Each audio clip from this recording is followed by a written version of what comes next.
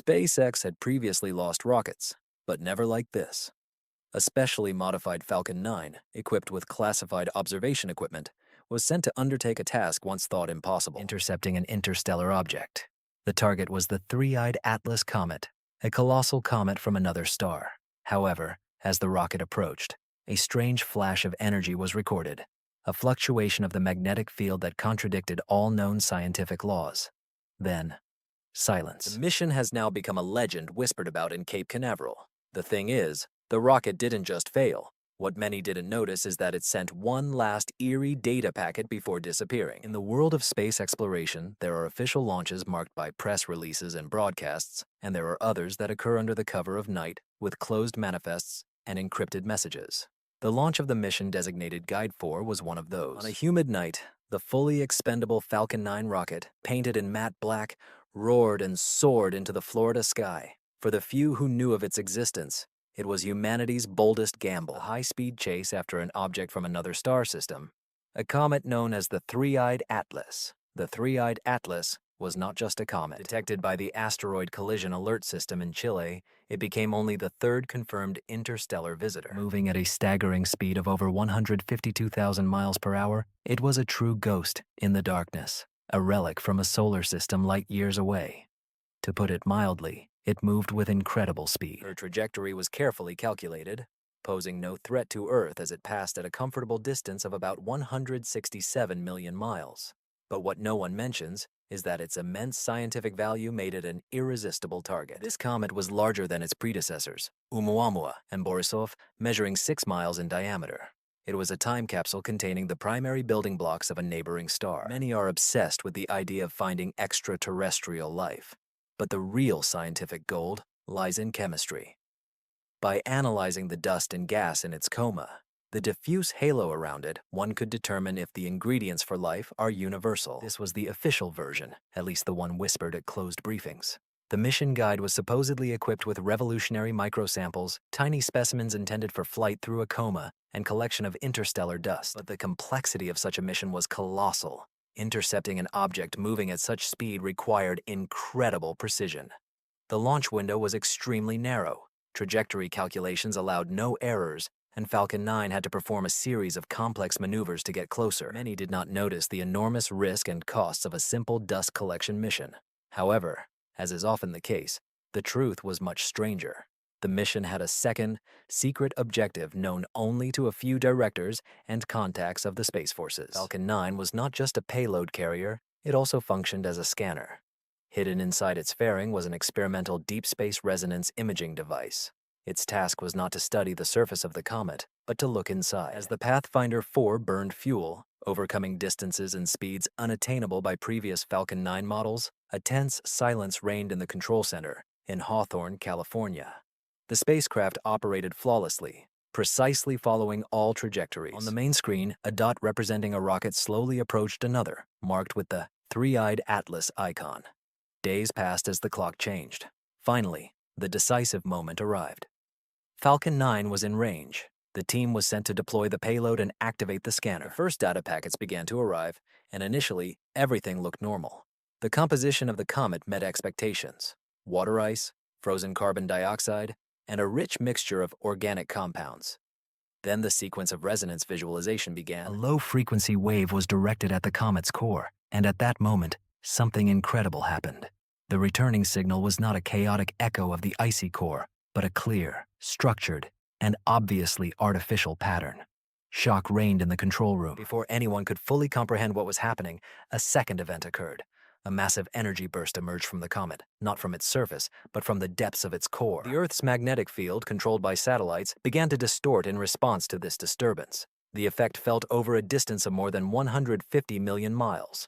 On the screen in Hawthorne, the telemetry from Pathfinder 4 turned into indecipherable code. Then in an instant, the screen went completely dark. The spacecraft and its terrible discovery disappeared without a trace. The control center was left with a single, horrifying reality. They found not just a comet, it was a message from the darkness. The silence in the control center is a sound unlike any other. It is not calm. This heavy, suffocating blanket of fear. In the moments after Pathfinder 4 lost contact, this silence was absolute. Every screen tracking the spacecraft worth $150 million now displayed the same three words: signal lost. The engineers were in a panic, entering commands in an attempt to restore communication, sending signals into the void, hoping for an echo that would never return. This was not an ordinary communication failure. There was no gradual fading, nor a final distorted transmission. It seemed that the Falcon 9 had simply been erased from existence. What no one talks about regarding deep space missions is that every component is duplicated. There are several communication systems, backup power sources, and protective mechanisms for these protective mechanisms. For everything to freeze at once, so to speak, is impossible under normal conditions. It was not a failure, it was an intervention. The surge of energy preceding the shutdown was undeniable evidence. It was recorded by several satellites, a colossal wave of electromagnetic energy, unlike anything previously registered. It was not a natural phenomenon, like a solar flare. It was localized, directed, and its signature matched the frequency of the resonance scanner that had just activated Falcon 9. It was a response. In the hours following the shutdown, a new form of horror began to grow. The mission had not just failed, it had become a catastrophic provocation. Had they awakened something? Had humanity in its pursuit of knowledge stirred a swarm of wasps the size of the solar system? Data from the moments before the shutdown became the most meticulously studied piece of information on the planet. The signal from the comet's core was replayed over and over. It was not a language, not in the sense they could understand, but it was clearly intellectual. It contained complex mathematical structures, prime numbers, and geometric progressions that simply do not occur in nature. It was a signal saying, "We are here, and we see you." What many missed in the initial panic was a tiny final data packet that managed to break through the chaos. It was less than 1 kilobyte of information, a fragmented part of a resonant image. It was damaged, full of static noise, but a specialized team worked around the clock to restore it. When they finally succeeded, the image on the screen was even more horrifying than the signal itself. It was not an image of an icy core. Deep inside a 6-mile-wide comet lay a perfectly symmetrical metallic object. It was lattice-like, intricate, and enormous. The structure, with a diameter exceeding 1 mile, was shielded by a layer of ice and rock. The comet was not a natural object with a piece of technology accidentally embedded in it. The comet was the technology itself, a spacecraft perfectly disguised as a primitive piece of celestial debris. Suddenly, the trajectory of the 3I Atlas no longer seemed random. His journey through our solar system, once perceived as a random flyby, now seemed intentional. Was it a probe, a scout, a seed? Many people dream of the first encounter, but no one could imagine it happening this way. A silent guest, a single violent answer, and then even more terrifying silence. The echo in the void was a message. Pathfinder 4 became the answer. Humanity has just announced its presence on the interstellar stage not with a friendly greeting, but by triggering the defensive system on an unknown and powerful ship. The question is no longer whether we are alone, but what is now coming toward us. Humanity on trial. The revelation that the 3I Atlas is not a comet, but a disguised ship, changed everything. The entire event was shrouded in the highest levels of secrecy, but its consequences were too vast to contain. For those watching this and wondering if everything can happen so quickly, it's important to remember that the signs have been there all along. We just didn't pay attention to them. If we look back at Atlas's trajectory through time, it aligns with certain historical anomalies. Ancient texts from civilizations like the Maya and Egyptians describe wandering stars that appeared in the sky with unnatural speed and purpose, objects that disrupted the predictable movements of planets. Many are fascinated by these old tales, but they are often seen as myths. However, many overlook the solid data. For example, the Nebra sky disk, a Bronze Age artifact found in Germany. For many years, astronomers were puzzled by a cluster of stars that did not match any known constellation. But when the trajectory of Atlas's 3Is was projected 3,600 years ago, it passed exactly through this point in the sky. Was it a coincidence or evidence of a previous passage left by our ancestors? Were these probes part of a long-term observation of our planet? A quiet watch that has continued for millennia? It is astonishing to realize the scale of such an operation. A civilization capable of building a 6-mile-wide probe, disguising it as a comet, and sending it across the boundless distances between stars, operates at a technological level indistinguishable from magic. Comparing our technologies to theirs is like comparing a manual canoe to a nuclear submarine. One moves on the surface, powered by muscle, while the other moves silently in a dimension that the creator of the canoe cannot even comprehend. Its defense system shot down our most advanced missile from the sky like a fly, with no visible weapon, just a pulse of pure energy. To put it mildly, we are hopelessly outmatched. This was not the script for First Contact. It resembled a microbe suddenly becoming aware of the scientist whose nutrient medium surrounds it. The Falcon 9 mission was not an active exploration. It was active, supreme self-confidence. We sent a signal to an object we did not understand and paid instantly.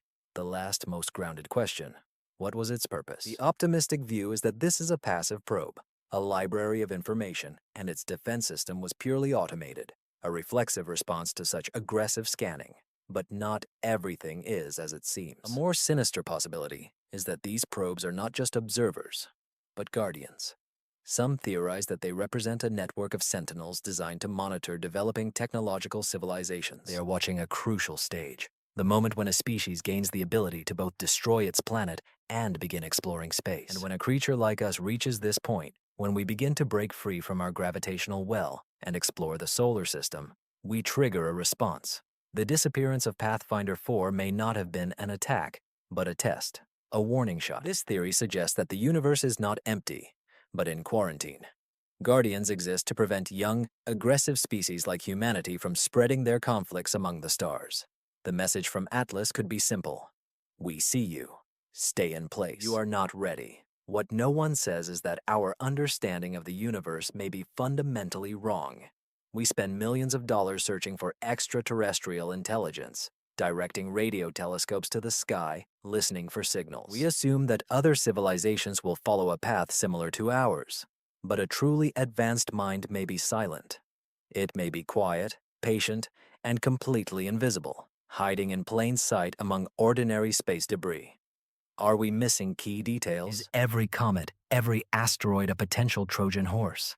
The riddle of Tri and Atlas forces us to confront this unsettling possibility.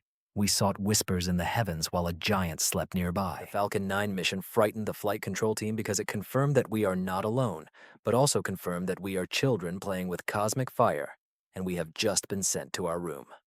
The story of 3I and Atlas is not over yet.